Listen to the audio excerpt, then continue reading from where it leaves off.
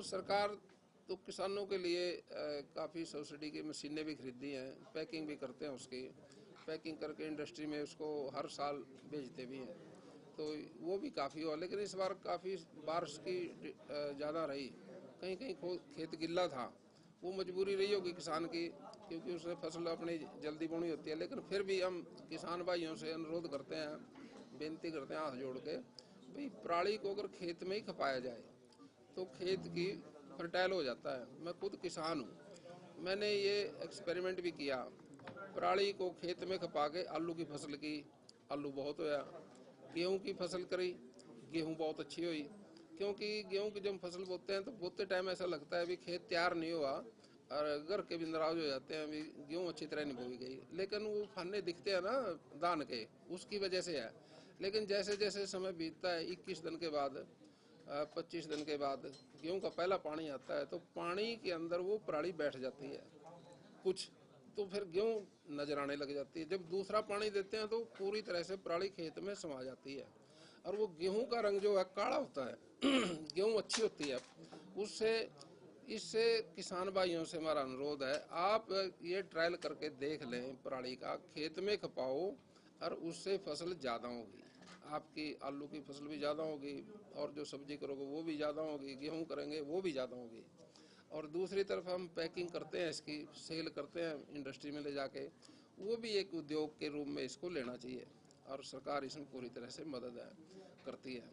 हरियाणा सरकार पूर्ण तौर से किसानों के साथ है, और 24 फसलें एमएसपी पे हमारे मुख्यमंत्री नायब सैनी जी, हमारे कृषि मंत्री देश के जो हमारे यहाँ, वो भी इस बात से सहमत हैं भाई हरियाणा प्रदेश ने बड़ा अच्छा काम किया। पूरे नंबर 1 पे हरियाणा प्रदेश आज नायब सैनी के नेतृत्व में।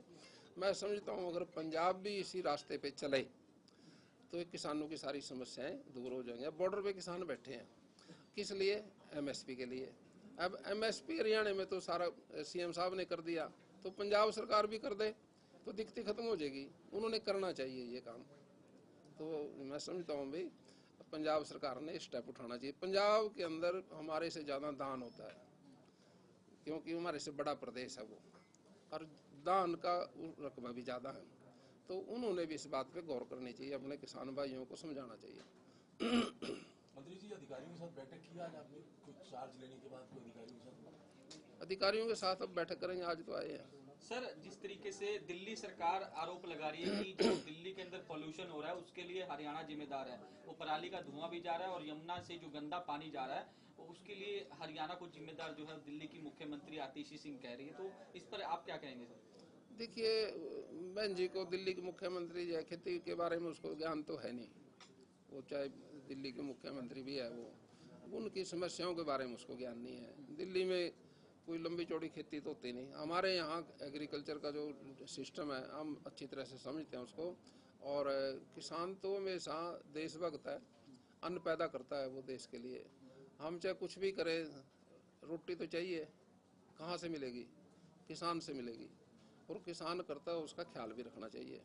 ऐसी बात नहीं है, किसान कोई राष्ट्र विरोधी नहीं है, वो तो मजबूरी में कोई स्टेप उठाता है तो अपनी फसलों के लिए उठाता है, खेत बोने के लिए, वो कोई ज़्यादा किसी दुर्भावना से नहीं काम करता कभी। सर, अब तक कितने मामले जो हैं वो लगातार ऐसी खबरें निकलकर सामने आ रही कि पराली जलाने वालों के खिलाफ एफआईआर जो है वो रजिस्टर की जा चुकी है? कितनी एफआईआर रजिस्टर की जा चुकी है अब तक? देखिए, मैं समझता हूँ भी सुप्रीम कोर्ट के देश की पालना तो करनी पड़ेगी, सरकार चाहे कोई सी भी हो। अब हरियाणा सरकार भी सुप्रीम कोर्ट से बाहर तो नहीं जा सकती, वो जो कहेगी वो तो करेगी, लेकिन कोई मजबूरी में कोई आदेश की पालना हम करते हैं। लेकिन हम किसान विरोधी नहीं है, किसान के तो साथ खड़े हैं।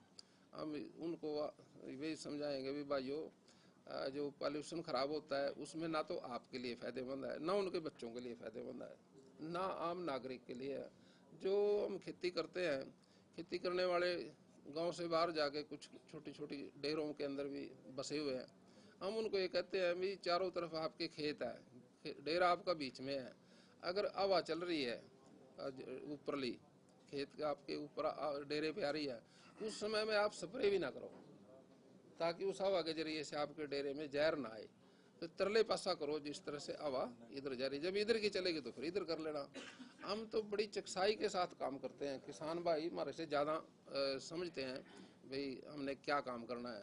वो हमारे से ज़्यादा साइंटिस्ट भी है और ज़्यादा समझदार भी है, लेकिन कोई मजबूरी में स्टेप उठाता है, उसकी कोई मजबूरी हो सकती है, लेकिन ऐसी मजबूरी में उठाया कदम कोई अच्छा नहीं होता। सर, एग्रीकल्चर विभाग द्वारा हाल ही में एक पत्र जो है वो जारी किया गया, जिसमें कहा गया कि यदि कोई भी किसान पराली जलाता हुआ पकड़ा जाता है तो ऐसी स्थिति के अंदर 2 साल के लिए एमएसपी जो है वो नहीं खरीदी जाएगी। इस बारे में आपको इंटीमेट किया गया था, नहीं किया गया था, और अब क्या इस लेटर को विड्रॉ कर दिया जाएगा, क्या रहेगा आगे? देखिए, रात को तो महकमा मिला मेरे को 12 बजे 1 बजे। जी। अब मैं अपना गौशाला में गया, पहले तो गौशाला में जाके यहाँ आया।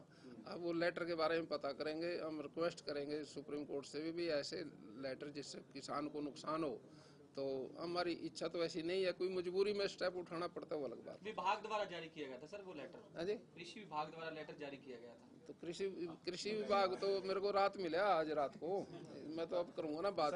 कांग्रेस जो है वो लगातार ये कह रही है कहा जा रहा है कि फसल का उठान नहीं हो रहा। भूपेंद्र सिंह हुड्डा कह रहे हैं कि मंडियों में फसल पड़ी है, एमएसपी पर खरीद नहीं हो रही। देखिए, अब हुड्डा साहब बड़े आदमी हैं। हुड्डा साहब जब रैली करते थे, किसान भी उसकी स्टेज पे बैठते थे, आड़ती भी उसकी स्टेज पे बैठते थे, सेलर वाले भी उसकी स्टेज पे बैठते थे, सारे तो वही बैठते थे। वो हमने तो कहा था भाई इसके पास बैठोगे तो नुकसान हो जाएगा। तो भारतीय जनता पार्टी किसानों के पक्ष में है और किसानों के साथ मोदी जी हमारे और प्रदेश के जो मुख्यमंत्री हैं नायब सैनी जी, ये भी किसान है, मैं भी किसान हूँ। अब जितनी मैं समझता हूँ और जितनी नायब समझते हैं, इतनी कोई दूसरा मेरे ख्याल का नायब सैनी जी हमारे जो छोटे भाई हैं वो भी किसान की बात को समझते हैं। हम किसानों के पक्ष में हैं, किसानों के पक्ष में ये सरकार है। पूरे भारतवर्ष की कृषि प्रधान देश है, कृषि हमारा सबसे बड़ा सेक्टर है जिससे अन्न पैदा होता है। इसके बरखिलाफ सरकार कोई काम नहीं करती, लेकिन सुप्रीम कोर्ट का कोई आदेश है उसकी तो पालना मजबूरी में करनी पड़ती है। सर हाल ही में पंजाब के अंदर जो है वो फुट एंड माउथ की बीमारी जो है वो वायरल हो चुकी है। किसान जो पशु हैं उनको मुंह की और खुर की बीमारी जो है वो जारी हो चुकी है। उसको लेकर अलर्ट जो है वो पंजाब के अंदर जारी किया जा चुका है। अगर हम अब हरियाणा का जिक्र करें तो हरियाणा में इसको लेकर क्या कुछ स्टेप्स जो है उठाए जाए? देखिए, ये सीजनल बीमारियां पहले भी होती थी, मुंह खुर की बीमारी कोई नई नहीं है। ये तो हम जब गांव में अपने पशु देखते हैं तो मुंह में जुगुड़ आ जाती है, उसके मुंह की बीमारी है, मुंह खुर भी उसके खराब हो जाते हैं। ये हमारे जो वेटनरी डॉक्टर हैं, हम उन्हीं के पास जाके उसकी दवाई लेके आते हैं, फिर वो ठीक भी हो जाती हैं। अलर्ट तो सतर्क रहना चाहिए, किसान को नुकसान ना हो। पशु का बीमा भी है, अगर कोई इस हालात में पशु डैमेज होता है तो उसको बीमा के जरिए से बचाया जा सकता है, उसको उसका पैसा उसको पूरा मिलेगा। एफआईआर दर्ज होने के बाद हम कोई किसानों के साथ बैठक की हो या करनी हो, आगे कोई आशा हो उनके साथ कि उनको समझाया जाए? नहीं, चलो आप कह रहे हो, एफआईआर की बात कह रहे हो, सुप्रीम कोर्ट के आदेश कोई ऐसा है सख्त तो सरकार तो सुप्रीम कोर्ट के आदेश की पालना करती है, लेकिन हम किसानों के बरखिलाफ नहीं है, किसानों के तो पक्ष में ही है। उनकी मदद के लिए 24 घंटे तैयार हैं। ठीक है सर, धन्यवाद।